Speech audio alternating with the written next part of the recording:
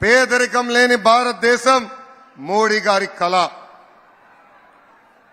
ఒక సామెత ఉంది, అది నేను ఇంగ్లీష్ లో చెప్పాలి. If you give a man a fish, you feed for a day. If you teach a man how to fish, you feed him for a lifetime. Modi గారు from day one has been empowering people of India to stand on their feet.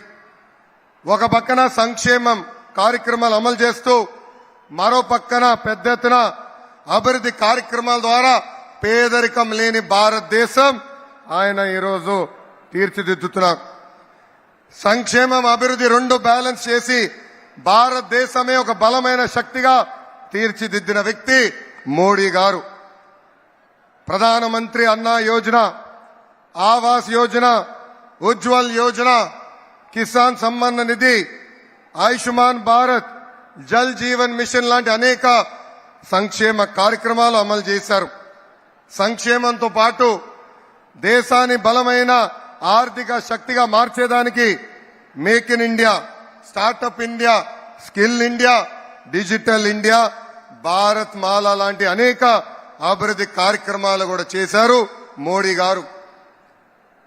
Viksit Bharat Modi గారి కళ. వికసిత్ ఆంధ్రప్రదేశ్ చంద్రబాబు గారు మరియు పవన్ అన్న కళ. 2014లో రాష్ట్ర విభజన జరిగింది. కుర్చీ టేబుల్ ఎక్కడుందో వెతుక్కునే దానికి 6 నెలలు పట్టింది. చంద్రబాబు గారికి ఉన్న అనుభవం, విజన్తో లోటు బడ్జెట్ అధిగమించి సంక్షేమ అభివృద్ధి కార్యక్రమాలు మనం సాధించుకున్నాం. అమరావతి నిర్మాణం పనులు మనం ప్రారంభించుకున్నాం. ఒకే రాజధాని అభివృద్ధి వికేంద్రీకరణ అనేది చేసి చూపించాం. విశాఖపట్నాన్ని ఒక ఐటీ హబ్ గా, రాయలసీమ ఎలక్ట్రానిక్స్ ఆటోమోటివ్ హబ్ గా, ఉభయ గోదావరి జిల్లాలో ఆక్వా హబ్ గా కూడా మనము చేసుకున్నాం. పోలవరం పనులు పరిగెత్తించాం. 72% పనులు మనం ఆనాడు పూర్తి చేసుకున్నాం. మోడీ గారి సహకారంతో IIM, IIT, IISER, NACIN, AIIMS లాంటి జాతీయ సంస్థలు మనం తీసుకుని వచ్చాం. చంద్రబాబు గారు ప్రతిరోజు మన పిల్లల గురించి ఆలోచిస్తారు.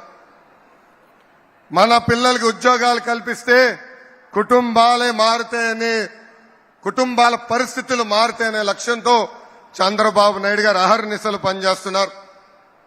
2019 ఎన్నికల్లో ఒక్క ఛాన్స్ అనే నినాదంతో ప్రజలు మోసపోయారు. ప్రపంచం మొత్తం మోడీ గారి వైపు, భారతదేశం వైపు చూస్తుంటే మన ముఖ్యమంత్రి గారు సౌత్ ఆఫ్రికాని ఆదర్శంగా తీసుకున్నారు. అతను కూర్చున్న కొమ్మని అతనే నరుక్కున్నారు.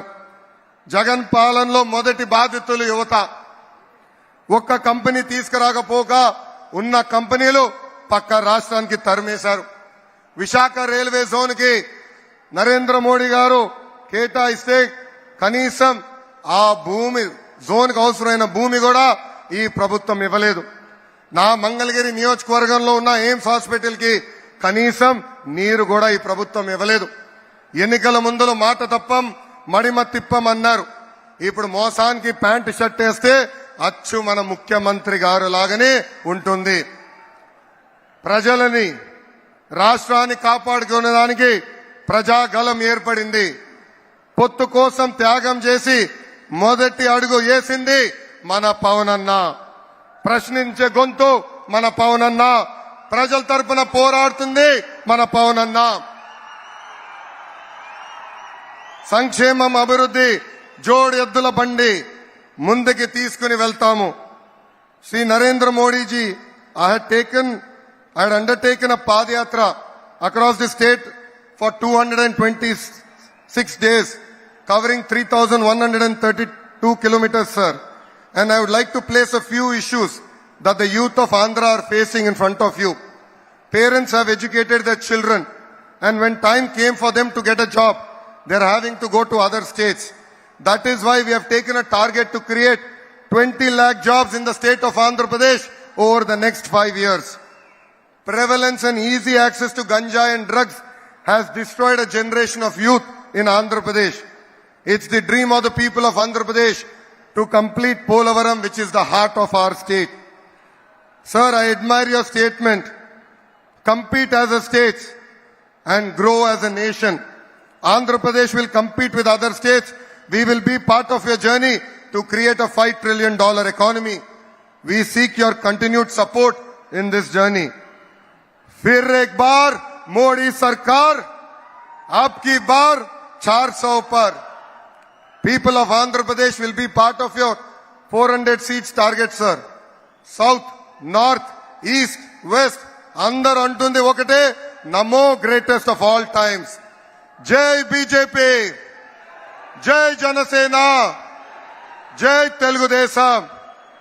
నరేంద్ర మోడీ గారి నాయకత్వం, చంద్రబాబు నాయుడు గారి నాయకత్వం, పవన్ అన్న నాయకత్వం, జోహార్ అన్న ఎన్టీఆర్. జై హింద్.